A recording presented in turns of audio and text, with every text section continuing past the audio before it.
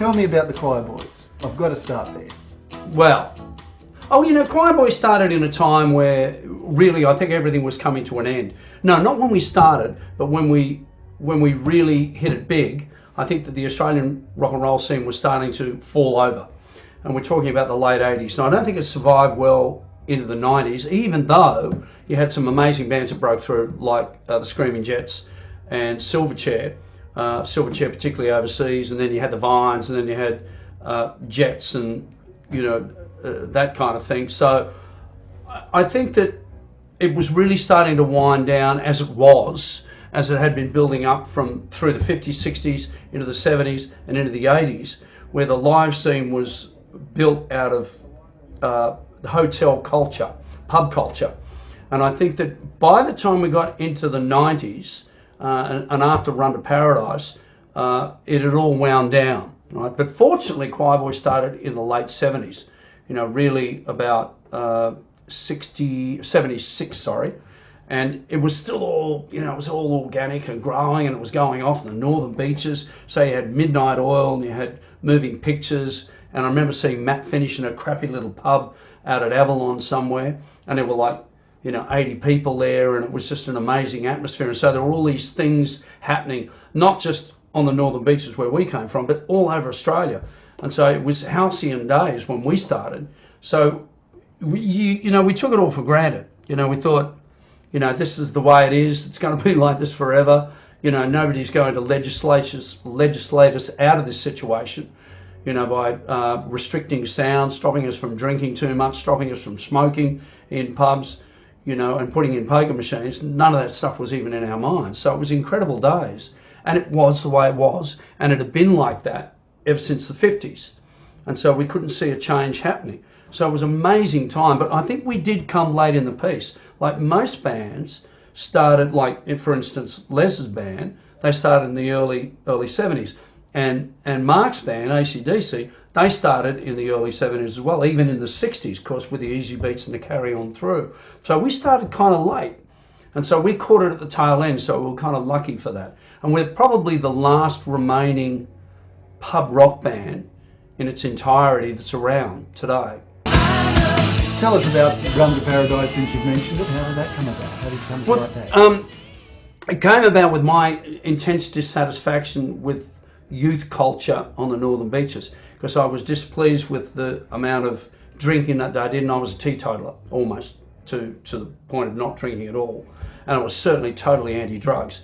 And I saw that a lot of kids on the northern beaches, particularly males, used to drink and smoke dope and do acid and all this kind of stuff. And I remember one of my friends, his name was Tony Cullen, and he was an amazing guy.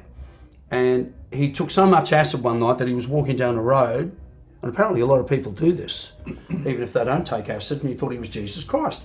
Anyway, he got arrested and he got put in Cullen Park, which was out at Ryde at that time, and I went to visit him. I remember sitting here, and this is a vibrant young man. He was like intelligent, quick-witted, analytical, and amazing. And there he was sitting there like this going. And he looked at me and he went, "You think I'm a fuckwit, don't you?" And I went, "I'm afraid, yeah, I do, Tony. I'm really disappointed in you. Because, you fell over and you just were amazing. And you've let it all go by the by." And I felt that this was the case again and again and again on the northern beaches. Because really we lived in paradise out there. And it was an amazing, it seemed like even in winter, it was summer. There was always a beach culture. Everybody was good looking, everybody was young, everybody was beautiful. We were all happy. And I couldn't understand why so many of us wasted our time getting pissed and stoned and just not enjoying what we had. And so I had to write a song about it. And so there are vignettes, every piece of the verses, and even segments of lines in the verses are vignettes through my life growing up on the northern beaches. It's not about one subject alone. Can you go through them for us? Yeah, well, for instance, Baby was about a girl at 1066 Wine Bar at Collaroy Beach, where we used to do a lot of shows in my early band called Vela in the early days. and she was lying on the ground in front of the bar, you know, with her legs open, going, "Somebody me, somebody me," you know, because she was off a trolley.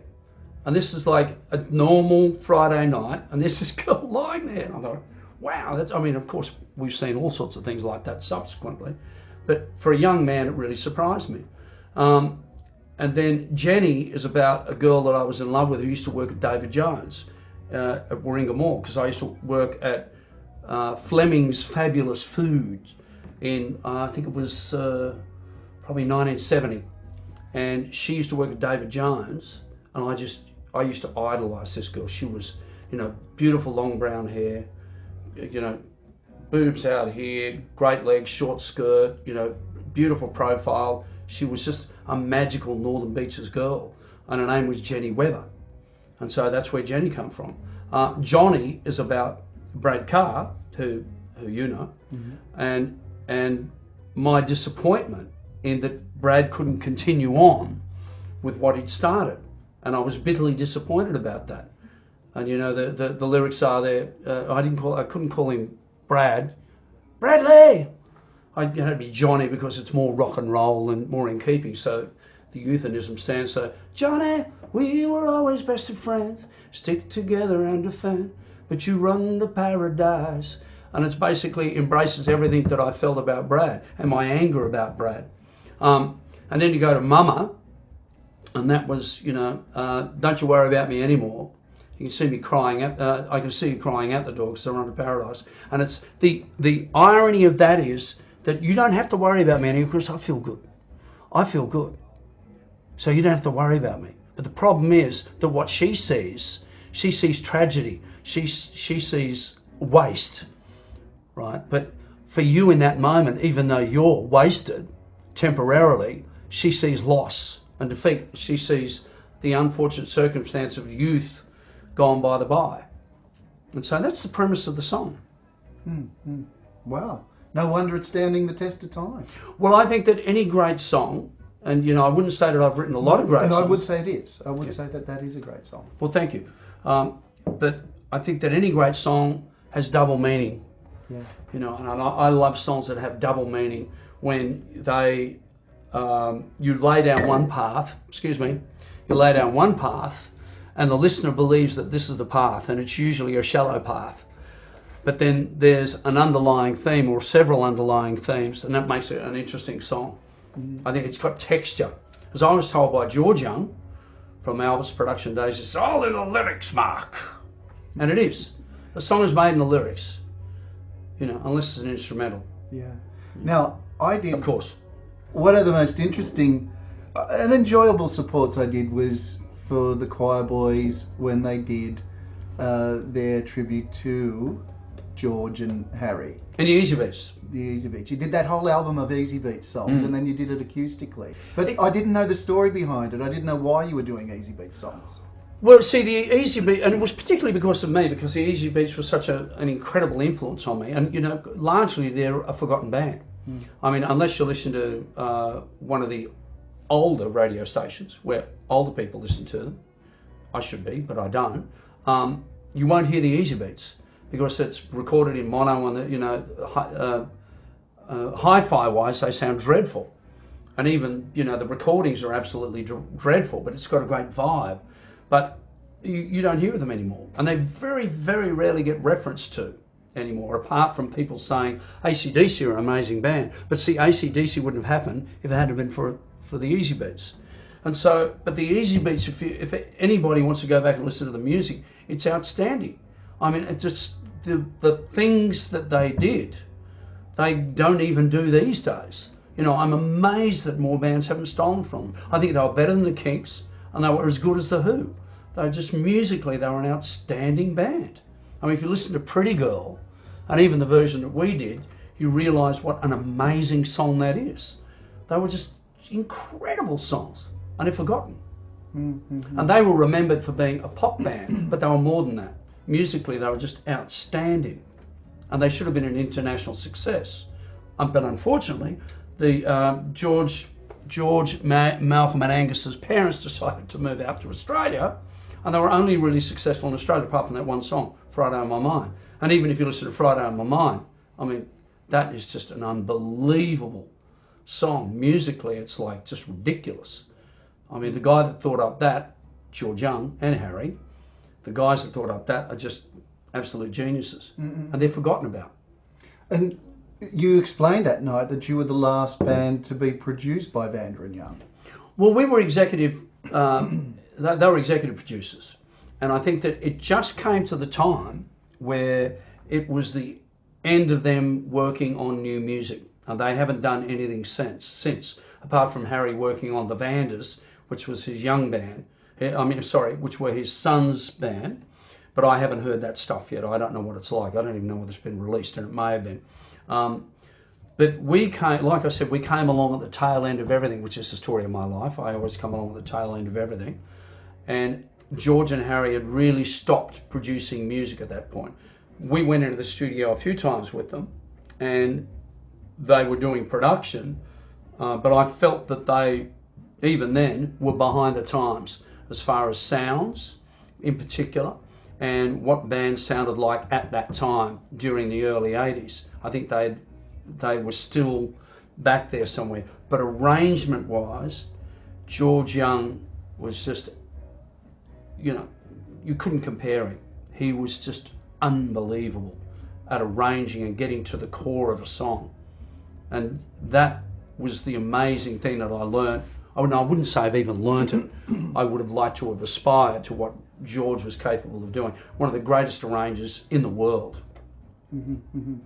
How much input was there in your songs from Vanda and Young? Oh, it was heaps. They would have been different animals without them having... Oh, yeah.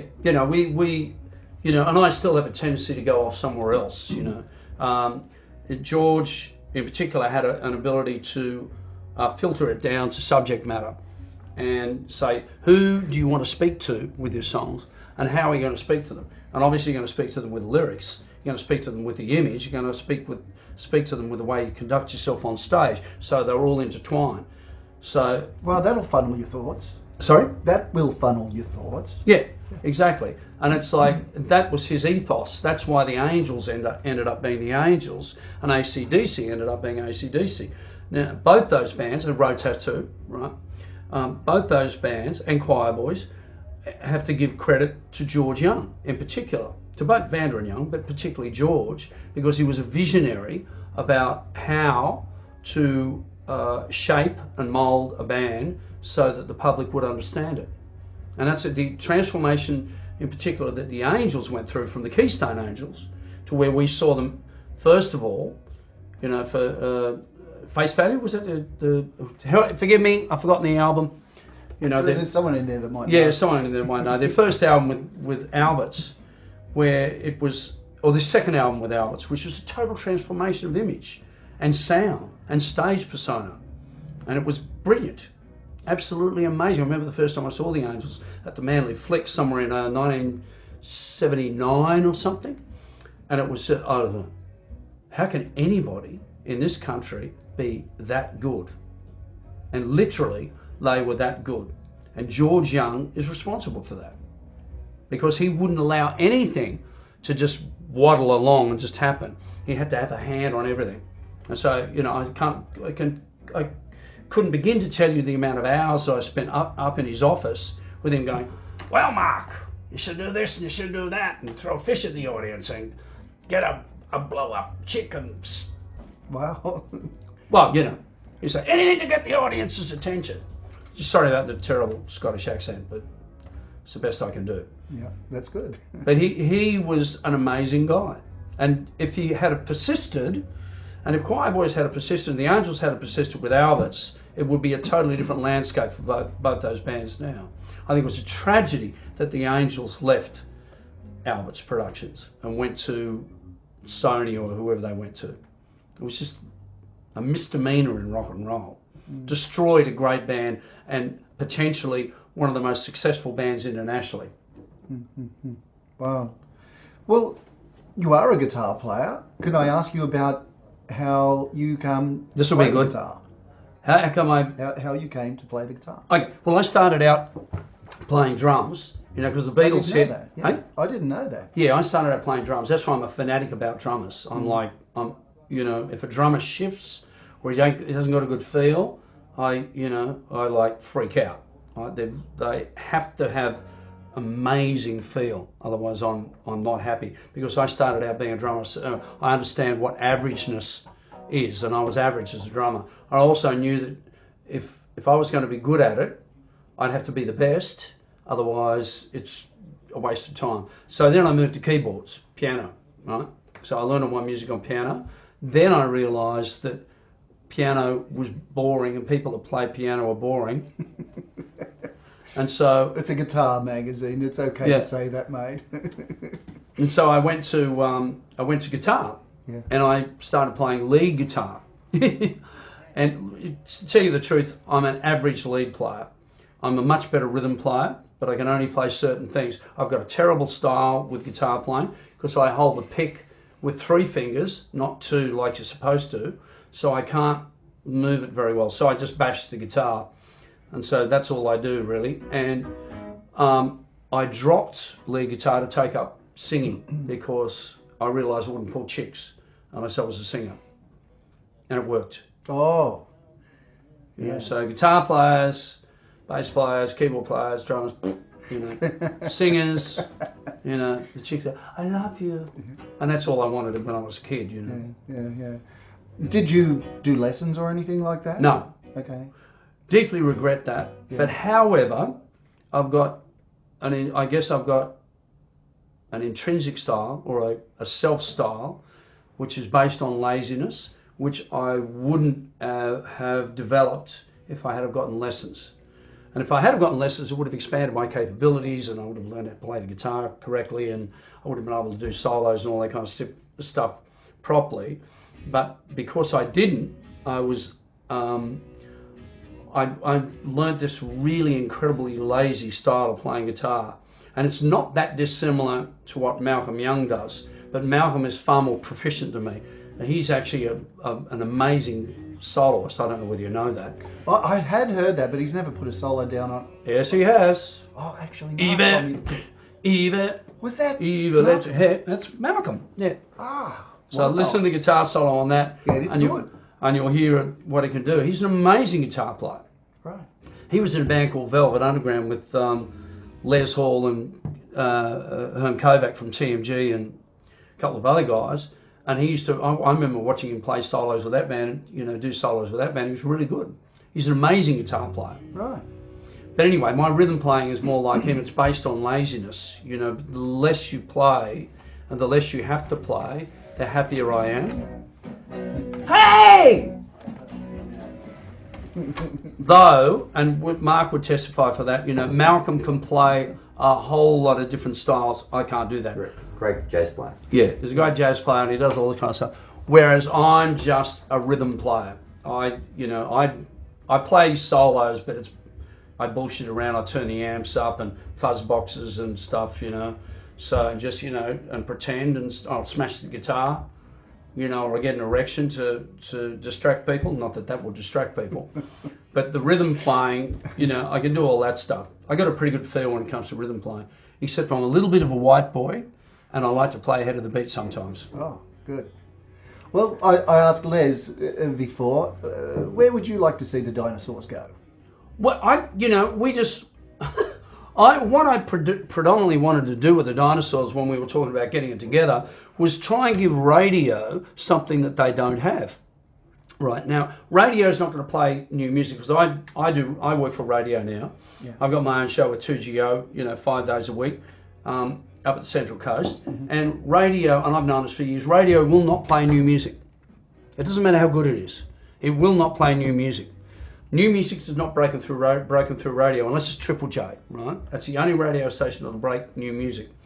New music is broken through the internet and whatever, you know. So I've always had this vision that you could go to radio and go, hey, look, we're 4 guys. You know, there's a guy from The Angels, a guy from AC/DC, a guy from Hush, there's a guy from Choirboys here, and we've produced some new original music.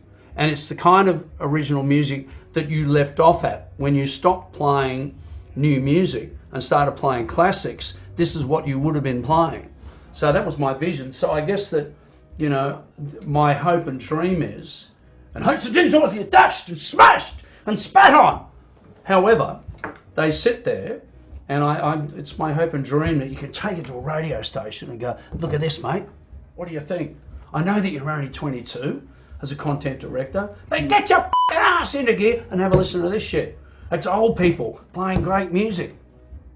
It's a ridiculous dream, I know. And it may not go that way. I mean, who knows what's going to happen? You know, stuff is broken through the internet now, through YouTube. Well, why can't I do that too? Well, we're absolutely going to do that. We're going to do film clips. And the first one is going to be a 3.5 minute sex scene between Mark Evans and Les Gock. Joking. Oh, really? I thought it was I am shocked. I'm hopefully. Well, look, it's been an absolute pleasure talking to you, Mark. Steve? I've wanted to talk to you like this for a long time now. Well, I'm sorry, but, you know, you didn't do much talking and I just went off like a nut, you know, but I always do. And there were a couple of questions there where I realised I lost the trail and should have gone back to, what was the original question in the first place?